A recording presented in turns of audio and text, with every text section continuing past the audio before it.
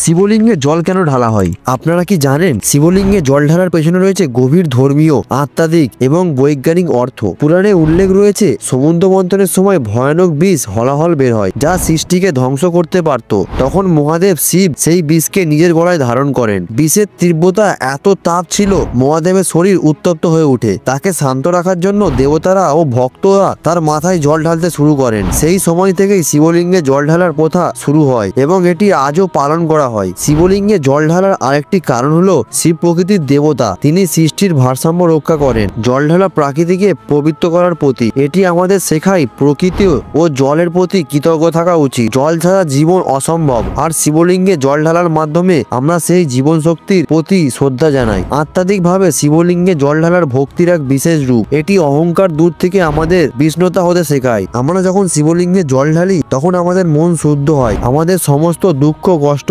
শিবের চরণে অর্পণ করি, যা মানসিক শান্তি ও আধ্যাত্মিক শক্তি জাগ্রত করে। বৈজ্ঞানিকভাবে শিবলিঙ্গের গঠন প্রকৃতি ও শক্তির ভারসাম্যকে নির্দেশ করে। শিবলিঙ্গ হলো এক অত্যন্ত প্রকৃতির প্রতীক। জল ঢালার মাধ্যমে আমরা সেই শক্তির প্রতি শ্রদ্ধা জানাই এবং প্রকৃতির সঙ্গে সংযোগ স্থাপন করি। এছাড়া ঋষি মুনিরা মনে করতেন শিবলিঙ্গে জল ঢালার মাধ্যমে আমরা পরিবেশকে পবিত্র করি। এটি একটি শিক্ষা দেয় প্রকৃতির যত্ন নেওয়া আমাদের দায়িত্ব।